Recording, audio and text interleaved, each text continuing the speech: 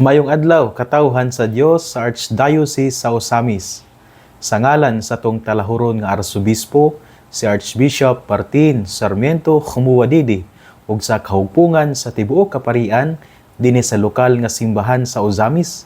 Kini si Reverend Father Eman Pujutan ang maghatod kaninyo sa ato ang pagpamalandong bahin sa Ebanghelyo karong adlaw.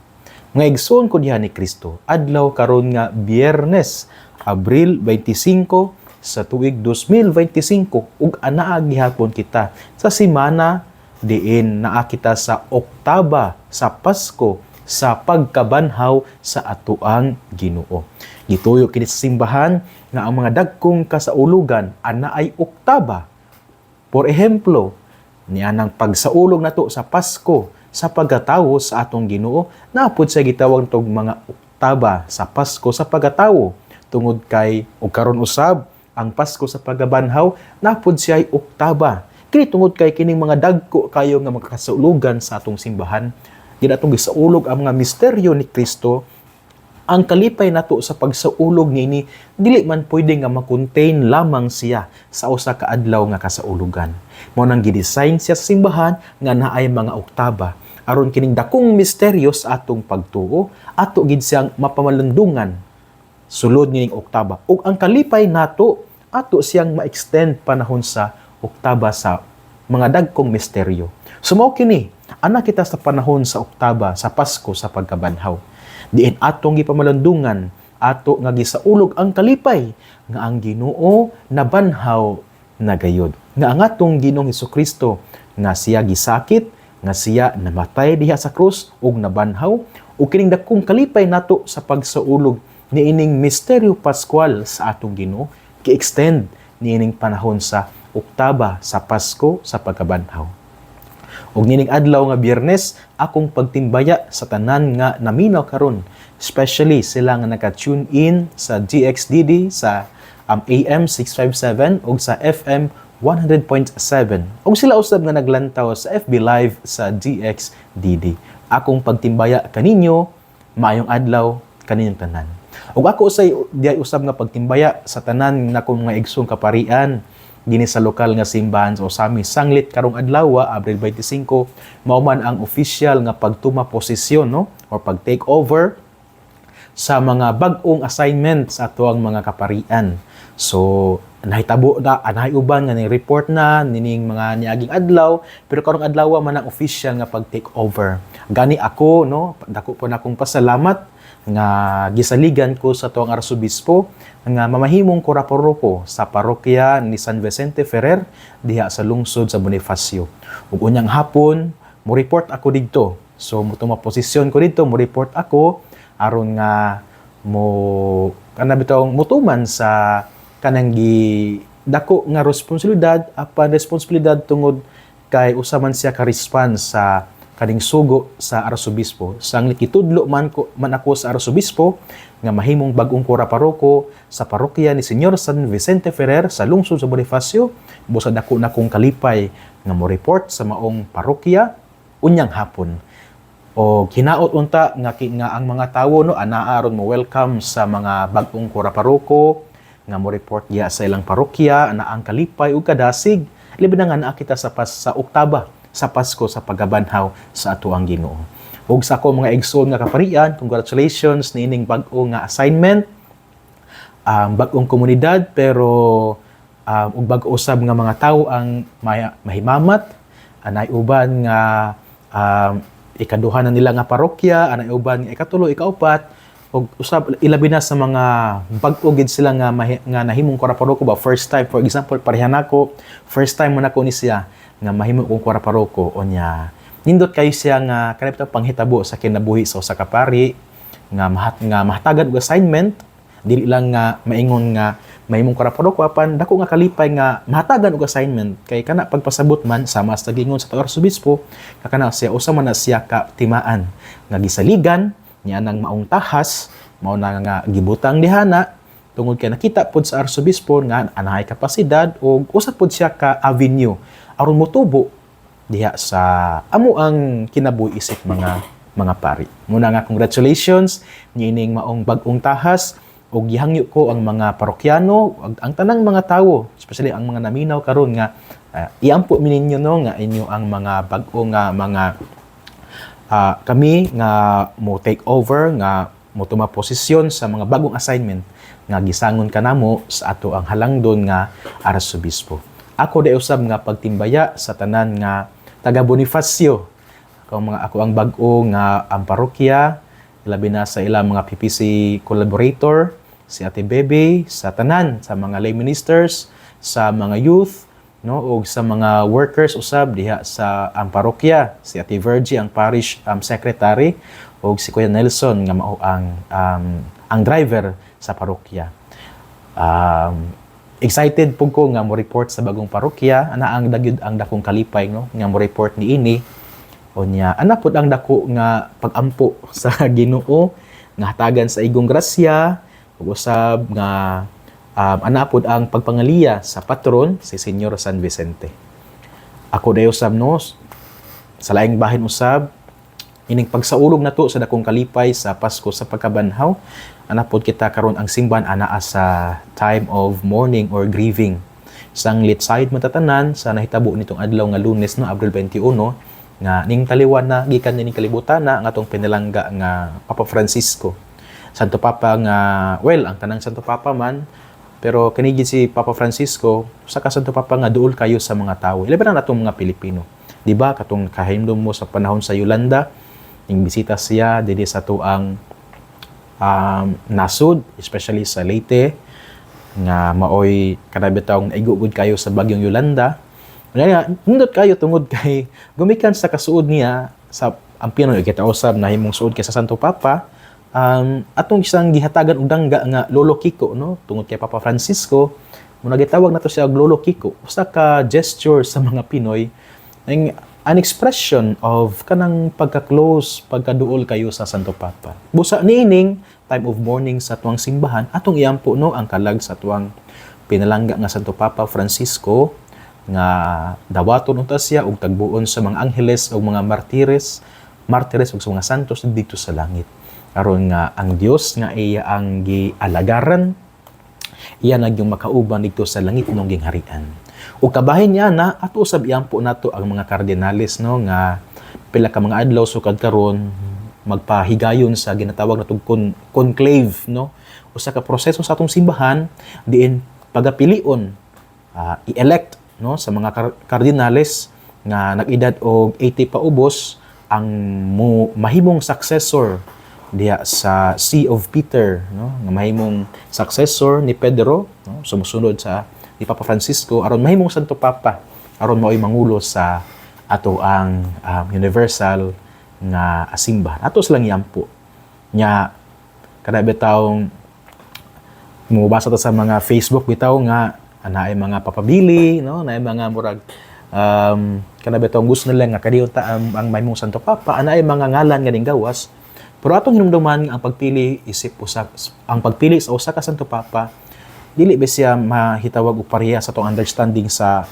election kay wala man gid siya pagpangampanya gani usa man siya ka betong mainampuong pag-discern kung kinsa gayud ang pilion sa Espiritu Santo mo nang usa gid sa kapanahon sa pag-ampo. Dili siya kanang bitong eleksyon nga naay mga kampanya or maghatag bitaw kani bitaw na vote buying nga kani unta ang mapili nga Santo Papa dili siya no. Although naatay mga matawag nato kini unta akong gusto nga mahimo nga Santo Papa pero more than that atong iampo nga mahayagan gyud no mga nga kada bitaw ma-inspired by the Holy Spirit ang ato ang mga cardinales aron maka-discern gid sila prayerful discernment na kinsa gayud ang mosunod nga mahimo nga Santo Papa ato silang iampo no kay kana gyud ang pinaka-importante kaayo karon sa panahon sa atong simbahan no nga mag-inampo ay iampo ang mga kardinales labi na diya silang pagpili kung kinsa gayud ang mahimo nga Santo Papa may igsoon kuda ni Kristo dining adlaw day usab nga Biyernes dili pa nako kalimtan no nga i-greet birthday greetings ako ang manghod nga si Sunshine Pudyutan Inkabo Pudyutan nga kaning karong adlaw nagasaulog sa iya ika-31 nga birthday busa sa akong manghod si Sunshine Pudyutan Adier kay naminyo naman ni siya Adier, no?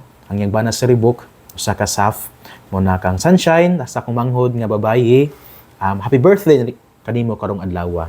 Kani siya sunod ni sa nako, kay upat man mi ka managsuon, unya tulo mi ka laki, unya usa ka babayi. Unya ako man ang eldest, unya ang sunod nako si Sunshine, no? Nga nag-birthday karong adlaw. Unya sunod usab nako usa ka lalaki si Linwell, unya ang kamanguran namo si Jinwell. Busa kang Sunshine, pujutan Adier, happy birthday kanimo. Salamat kayo sa imo ang pagka buutan nga anak, no? Responsable nga anak. Og usab salamat sa imong mga sakripisyo alang sa atong pamilya, sa imong mga tabang, moral, spiritual o mga financial, especially sa ato ang pamilya. Salamat kayo. Akong pag-ampo nga ikaw panalanginan pas Ginoo, hatagan sa mayong panglawas o kanang mahimong magmalipayon o unta ang imong mga pangandoy sa imong kasing-kasing ihatag gayud sa Ginoo diya sa imuang kinabuhi uban usab sa imong bana sa ribok Adier.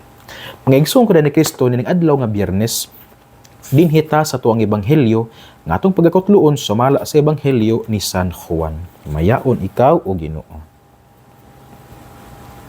Human niini nagpakita na usab sa Jesus sa iyang mga tinun-an dito sa lanaw sa Tiberias.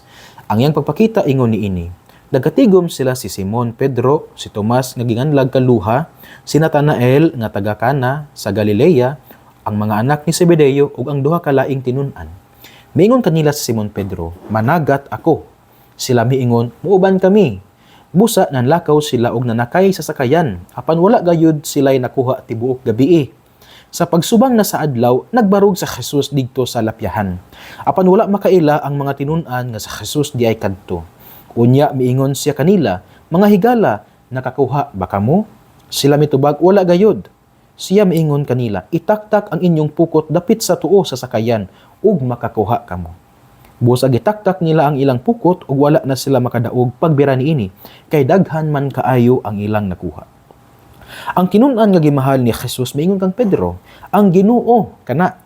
Sa pagkadungog ni Simon Pedro nga ang Ginoo di ay kadto, gitapis niya ang iyang sapaw kay naghubo man siya og miambak sa tubig.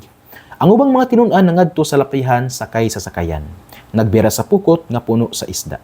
Dili sila layo kaayo sa lapyahan nga mga kasiyaman ka metros lamang.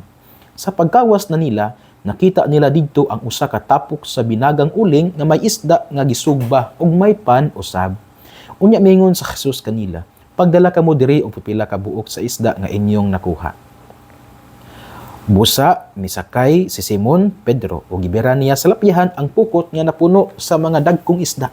Usa ka gatos ug kalim-an ug tulo ka buok ang tanan. Apan bisan pa sa kadaghan silang nakuha, wala gayud magisi ang pukot. Unya miingon sa Jesus kanila, "Dali ngari og pangaon kamo." Walay usa sa mga tinun-an nga nangahas pagpangutana kaniya kung kinsa siya, kay nakailaman sila nga siya mao ang Ginoo. Busa miduol sa Jesus ug gikuha niya ang pan o gihatag kanila. Gihatag usab niya ang isda. Ikatulo kining pagpakita niya Jesus ngadto sa mga tinun-an, human siya mabanhaw. Ngaigsuon ang ebanghelyo sa atong Ginoo. Daygon ikaw o Kristo. Ngaigsuon kada ni Kristo nining adlaw nga Biyernes, Abril 25, 2025, panahon o sa oktaba sa Paskos pagkabanhaw. Ang atong ebanghelyo atong gikutlo sumala sa ebanghelyo ni San Juan kapitulo 21 versikulo 1 hangtod sa 14. Diin kini nagsaysay sa usa ka senaryo nga si Jesus nagpakita na usab sa iyang mga tinun-an. Dinhi gipaklaro gayud nga kining nahitabo sa Juan kapitulo 21 versikulo 1 hangtod sa 14 mao ang ikatulo nga higayon nga si Jesus nagpakita sa iyang mga tinun-an human siya mabanhaw. Ngaigsoon ko na ni Kristo ngano kahaano nga gipaklaro nga ikatulong higayon kini siya. Kana bang ngano man gyud nga ang ebanghelista, especially si Juan nga maoy nagsulat sa ebanghelyo sumala ni San Juan, no? Anong iya magyung gi-specify ang detalye nga kini ikatulong higayon Jesus nga siya nagpakita sa iyang mga tinun-an human siya mabanhaw. Kini tungod kay balik ta niadtong hitabo sa Domingos pagkabanhaw. Di ba? Kay tungod kay na kana betawng ning kuyanap man ang balita nga si Jesus na banhaw. Busa ang mga sundalo usab nga gisugo sa mga Pariseo, ilang gipaadto dito sa lubnganan o nakita nila nga wala dito ang lawas ni Jesus. Busa ang mga Pariseo no kada bitaw nagama-gama sila fake news ba? Gama-gama sila istorya nga wala dito tungod kay gikawat ang lawas, ang patayng lawas ni Jesus. But pasabot nga ila ang gi-deny or ila ang gi-negate ang kamatuoran nga si Jesus na banhaw. Tungod kay dili man sila makatuo nga si Jesus na banhaw. Kay dili man gani sila mutuo nga si Jesus mao ang hari sa mga Hudiyo, nga siya ang Mesiyas nga mianhi sa kalibutan aron sa pagsalbar sa tanang mga tawo nga mahinulsulon. So dili sila katuo ni ana. So karon nga si Jesus na banhaw, dili much more dili sila mutuo. Mao na nga nagpadagan sila istorya nga wala dito sa lubnganan dili tungod kay nabanhaw si Jesus alang sa mga Pariseo. Tungod kay wala dito tungod kay gikawat sa mga tinun-an ni Jesus. Mao nang gipaklaro og nining background nga gipalapnag nga istorya sa mga Pariseo nga gikawat ang patayng lawas ni Jesus to negate the reality of the resurrection of Jesus. Mao nang gipaklaro sa ebanghelista nga ikatulong higayon nagpakita si Jesus to solidify or to fortify the reality nga si Jesus na banhaw gayud. O kining kamatuoran dili na siya bunga sa emanasyon. Tungod kay kini usa man siya ka testimony kasinatian sa mga tinun-an ni Jesus. Og si Jesus wala lang siya nagpakita kas-a.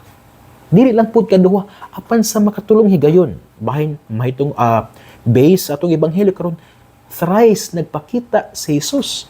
Usa kini siya ka pagmatuod sa usa ka statement nga tinuod gayud siya. Nga kay tungod kay wala ang napakita sa kas-a pero sa katulong higayon nagpakita si Jesus ngadto sa iyang mga tinun-an.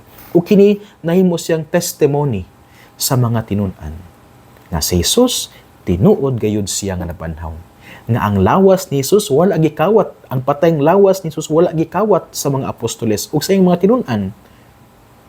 Parehas sa gipadagan nga istorya sa mga Pariseo. Apan tinuod nga siya nabanhaw tungod kay thrice siya nagpakita sa mga apostoles o sa iyang mga tinun-an.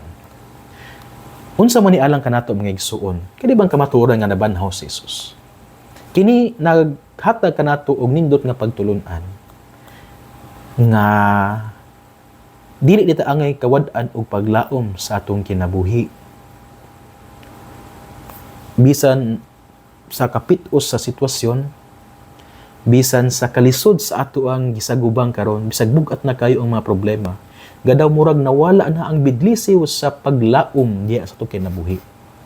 Dili unta ta angay mawad-an niining maong paglaom. Tungod kay ngatong Ginoo, wala man siya nagpabilin sa lubnganan. Well, niadtong Domingos pagkabanhaw, ang atong arsobispo nagpagawas siya og sulat pastoral. Nyanindot kayo kay gi-stipulate dito ba nga si Jesus wala nagpabilin sa lubnganan. Si Jesus usab wala sa gikawat sa iyang mga tinun-an. Apan siya tinuod nga nabanhaw sa ato pa mga igsoon ko ni Kristo. Ang atong Ginoo, ang atong Ginoo nga atong gilauman dili patay. Apan siya nabanhaw. Usa kini ka pahinumdom kanato nga bisan di ay sa kapit-os atong kinabuhi karon sa mga sitwasyon, mga kalisod, mga problema nga atong gisagubang karon, dili ta kawad-an sa paglaom. Sanglit ang Dios nga atong gituuhan, ang Dios nga ato ang gisimba, ang Dios din gisalig nato ang atong kinabuhi, dili patay. Pansiya nabanhaw. Ug iyang gipildi ang kamatayon tungod alang sa pagpahinumdum kanato nga ang tanan ana agid siya'y quote-unquote mga moments of resurrection. Nga usahay gumikan sa problema mura po tag gilubong bitaw, mura tag ning naog sa yuta, gilubong sa yuta gumikan sa mga problema. Pero kini ana say moments of resurrection. So sama nga atong Ginoo nabanhaw. Busa nga igsoon ka ni Kristo, unsa man ang imong sitwasyon karon sa imong kinabuhi nga makatawag na tog lisod kaayo. Ayaw wala ang paglaom. Tungod kay kana siyang paglaom, mamay mahimo nimo nga timon aron taliwala sa mga gisagubang, kita gayud ma-overcome nato ni siya nga mga pagsulay, mga trials o challenges sa atong kinabuhi. Kay ang Dios nga atong gituuhan, ang Dios nga nag-uban kanato kanunay, wala nagpabilin sa lubnganan. Wala usab siya gikawat sa mga tinun-an. Apan siya buhi na banhaw siya. Ikaduhang punto mga igsoon nga gusto nako ipaambit, kanig yung kanib ato ang eksena karon sa ebanghelyo sumala ni San Juan, no nga ang mga tinun-an nga nagat, di ba? Unya tibok gabi wala sila nakuha. Nya pagabuntag na anay nagpakita kanila, no? Si Jesus. Nagiinan sila nga itaktak gamay, no? Palawd gamay itaktak didto sa tuo. Unya daghan ka silang nakuha.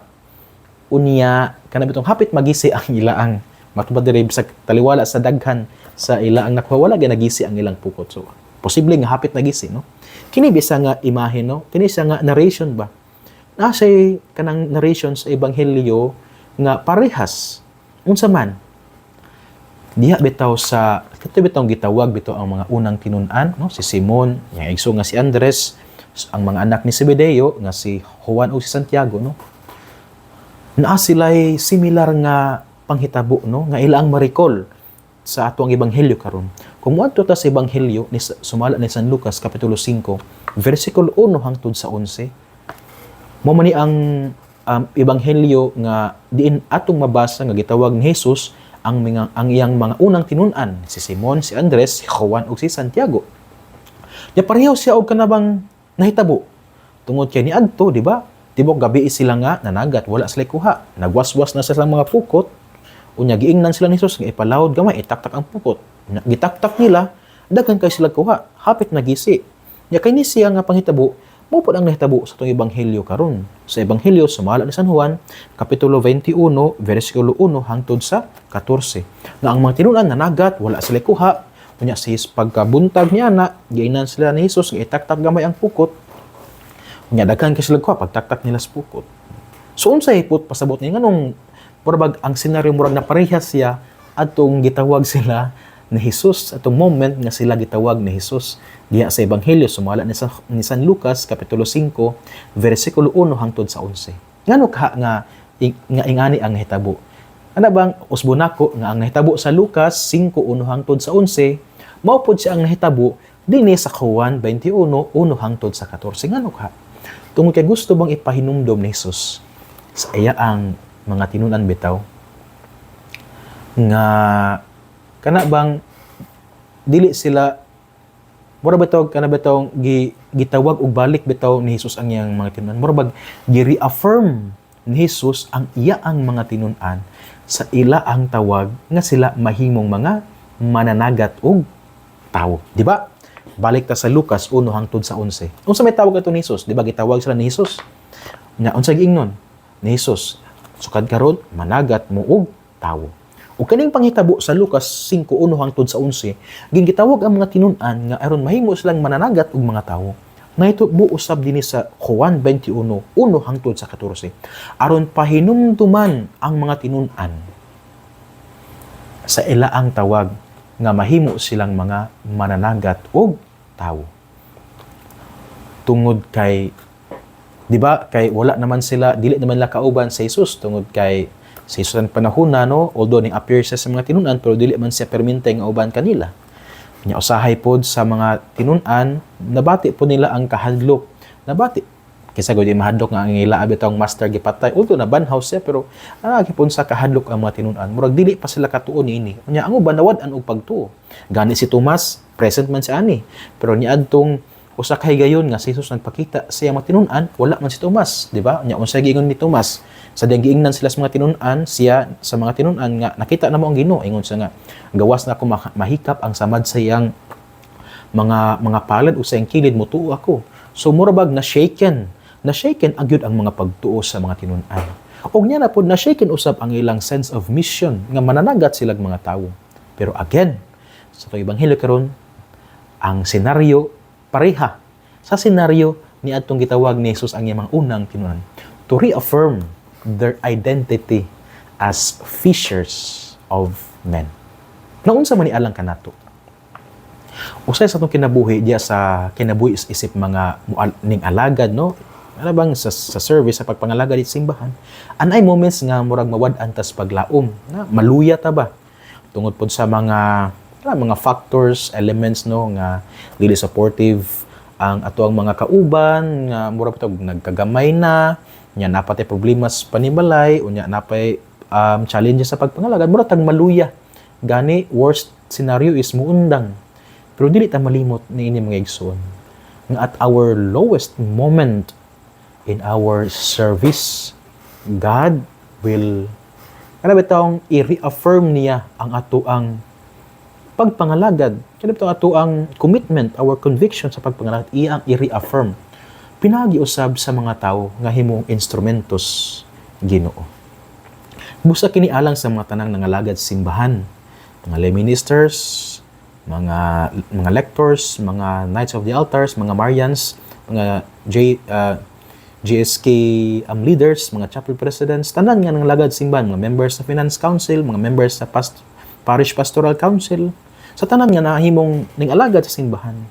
Kung ana ka mo karon sa panahon sa kalisod, nawad-an sa paglaom sa pagpangalagad, naluya sa pagpangalagad, well, kana bitaw ang Ginoo mo reaffirm sa inyo bitong commitment. Siguro kung ato siyang i-apply sa panghitabo karon, usas pumaagi siguro sa pag-reaffirm sa Ginoo sa inyo ang o sa ato identity sa pagpangalagad.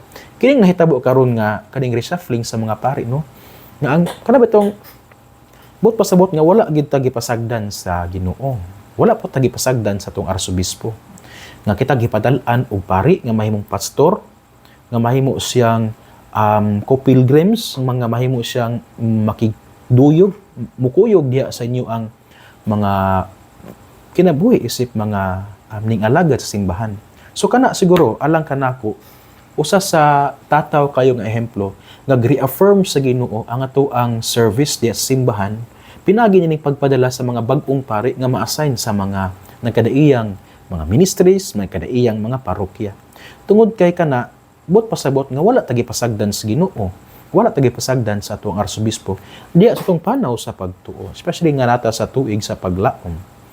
So kana siguro mga igsoon ko din ni Kristo nga angay natong i-appreciate bitaw nato niining panghitabo karon nga although natin mga moments nga kita maluya, pero kung atong lantawon kini panghitabo nga reshuffling through the eyes of faith, hinaut nga ato ang ma-realize na kini siya usa ka tataw nga ehemplo nga ang Dios nag-reaffirm sa atong sense of service, especially sa tanang mga nangaluya nga nag-alagad sa diha sa simbahan, nga kini siyang pagpadala sa mga bagong pari nga ma-assign is assign siya nga dili ta pasagdan sa Ginoo. Sign pud siya nga wala po tagi pasagdan sa atong arsobispo. Tugay kay padal-an matag mga pari, mga mugiya nga muduyog muuban diya sa panaw sa pagtuo. Sinot na nga ato ni siyang ma-realize, no? And then after realizing it, magpasalamat tas Ginoo nining dako kayo siya nga panghitabo sa ato ang lokal nga simbahan, no, kaning reshuffling nga nahitabo karon. Aron nga kini siya atong makita nga usa ka lihok sa Espiritu Santo, usa pod siya ka lihok sa Ginoo nga iyang lig-unon pa ang ato ang simbahan. Kana lang siguro mga igsoon ko ni Kristo ang gusto no ipaambit. Unang punto, gi-mention nga katulong higayon nga nagpakita ang Ginoo tungod kay aron nga ipakita gayud nga ang Dios wala nagpabilin sa lubnganan. Ang Dios wala gikawat sa mga tinun-an. Apan ang Dios nabanhaw. Ug tungod kay ang Dios nga atong gituohan nabanhaw, naghatag kanatong paglaom. Nga sa atong kinabuhi usab na po tayo mga quote-unquote moments of resurrection. Ikaduha mga igsoon ko ni Kristo nga ang senaryo karon sa ebanghelyo parehas siya sa unsay nahitabo sa Lucas 5:1 hangtod sa 11 nga diin ato ang mabasa nga gitawag ni Jesus ang mga unang tinun-an tungod kay gusto nga i-reaffirm sa Ginoo ang mission sa mga iyang tinun-an. Ug tungod niini kining nahitabo usab nato karon nga reshuffling usa ka pamaagi aron nga i-reaffirm kita ba sa ato ang Ginoo, especially kung kita nangaluya, itong i-fortify ang ato ang commitment to serve the church. Unya kining major nga reshuffling nga nahitabo karon usa ka pagpadayag nga wala gid tagi pasagdan sa Ginoo. Nga wala po tagi pasagdan sa ato ang arsobispo. Kana lang mga igsoon ko ni Kristo. Atong hinumduman kanunay nga ang pulong sa Ginoo ang ginatong paminawon, pamalandungan ug dalon diha sa pag-ampo. Kay og panikamutan nga puy-an diha sa atong kinabuhi, kay bulahan kayo ang tawo nga naningkamot nga magpuyo sa mga pulong ni Jesus. Sama siya sa usa ka kahoy nga gitanom daplin sa sapa kansang dahon dili gayud malaya. Unya tiempo sa timbunga siya gayud mohatag og mga mamaayong bunga. Nga igsuon ug man usab di kita magkatapok nini nga to ang pagpamalandong no sa social media sa GXDD, ang radyo sa simbahan, ang pulpito sa kahanginan. Usbon nako birthday greetings sa akong igsuon si Sunshine Pujutan Adier o unyang hapon moadto ako sa Bonifacio aron pag-report sa bagong parokya ni Senyor San Vicente Ferrer sa lungsod sa Bonifacio. Og magpasalamat usab ako no sa maong salig nga gihatag kanako sa arsobispo. Og magpasalamat pud ko sa ako ang mga experiences, especially nga nahimo akong kaabag sa ato ang rector si Father Ondo Roma nga magmisa, ang rector sa Marian Shrine of the Virgen sa Kuta nga magmisa di ana nga makikuban sa katawhan sulod for 9 months ko diha nga nagmisa ning tabang sa tuang rector.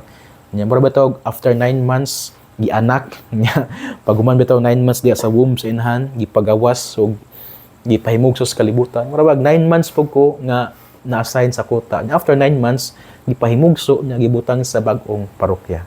Muna nga malipayon pug ko sa ako ang experiences diha sa Kuta uban nilang Ati Tiro, nilang Kuya Tiro, nilang Ati Inday, nilang Kuya Ronron, Ati Sally, nila Kuya Lando, nilang Ati Emilda, uban usab sa mga children's choir, sila Precious, si Princess, si Kate, usab uban ni Kuya Ronel og sa iyang og sa iyang asawa, uban usab nila Ati Josie, og sa mama usab ni Princess, apin la usab ang mga lectors ato diha sila Ati Shirley, Ati Lucy, ang ato ang mga laiko ministro, ang ato ang mga Knights of the Altars, ang ato mga Marians, uban usab sa mga workers diya sa Kuta, silang Ati Cindy o uban pa. So salamat kayo sa 9 months nga panag-uban. Og sayod ako nga kini bitawng dili man siya goodbye, pero usa ka bag-ong tahas, pero although gibalhin na sa lain lugar, pero ako nang hinaut nga magpabili na to ang panagigalaay. So kana lang. Ngayon ko ni Kristo uban sa pangiliya sa tong mahal nga inahan. Nagitawag nga gisangpit natong mga misamisnon nga berhen sa Kuta, ang Dios unta magapanalangin kaninyo kanunay sa ngalan sa Amahan ug sa Anak ug sa Espiritu Santo. Amen. Mayong adlaw, mag-amping ug kay Dios les siempre bendiga. Aleluya, aleluya.